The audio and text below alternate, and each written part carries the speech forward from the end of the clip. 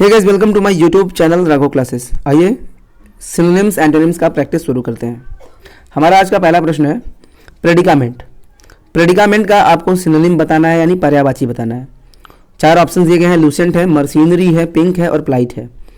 तो प्रेडिकामेंट का मीनिंग हमें पता होना चाहिए। प्रेडिकामेंट का मतलब होता है दुर्दशा, ठीक है, दुर्दशा होता है, ठीक है।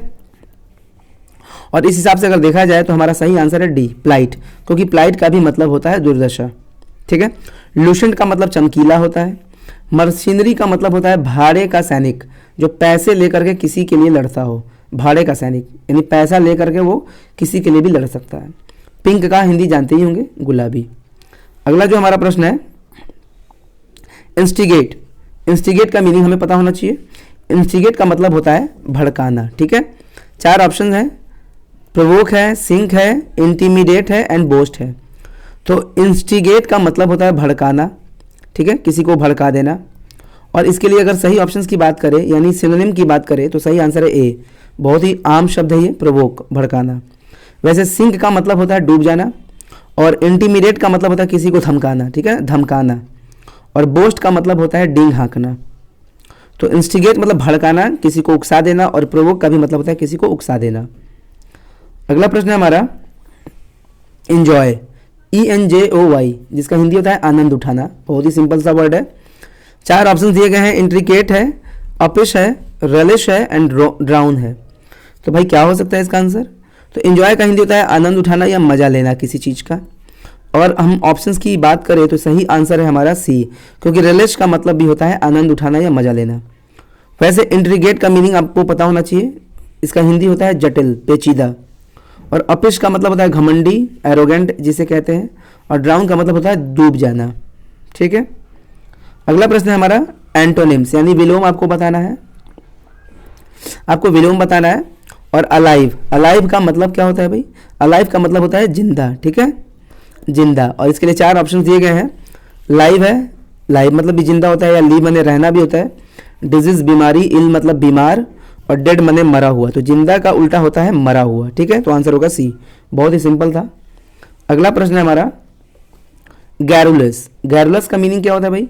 गैरुलस का मतलब होता है बहुत ही ज़्यादा बकबक करने वाला, बहुत ही ज़्यादा बोलने वाला, यानी बातूनी, यानी बातूनी, ठीक है। बहुत ही अच्छा वर्ड एग्जाम के लिए। तो इसके लिए चार ऑप्शन दिए गए हैं, मिसचीफ है, टॉकेटिव है, रेटिसेंट है एंड जियोपार्डी है। ध्यान रहे हमें विलोम बताना है। कई बार होता है कि हमें प्रश्न का हिंदी पता हो तो हम तुरंत सिनोनिम्स लगा लेते हैं, जबकि ये नहीं होगा, क्योंकि टॉकेटिव मतलब बातूनी होता है और ये पर्यायवाची हो जाएगा। और हमें बताना क्या था? विलोम, उल्टा। तो रेटिसेंट का मतलब होता है कम बोलने वाला, RETICENT, कम बोलने वाला। मौन व्रती, मौन व्रती का मतलब जो मौन रखा हो, बहुत कम बोलता हो या नहीं बोलता हो। वैसे मिसचीफ का मतलब होता है शरारत, और जियोपार्डी का मतलब होता है खतरा यानी डेंजर। तो सही आंसर है हमारा सी, रेटिसेंट।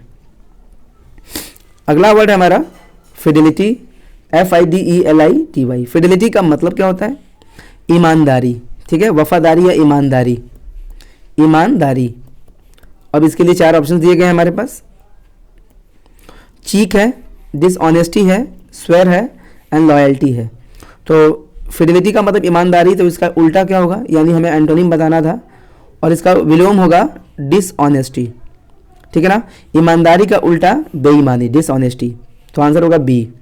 वैसे चीक का मतलब होता है गाल, और स्वेयर का मतलब होता है कसम खाना, ठीक है, कसम खाना। और लॉयल्टी का मतलब वफादारी, ओके। अगला प्रश्न हमारा find out the rightly spelled word, यानी आपको बताना कि कौन सी स्पेलिंग सही है।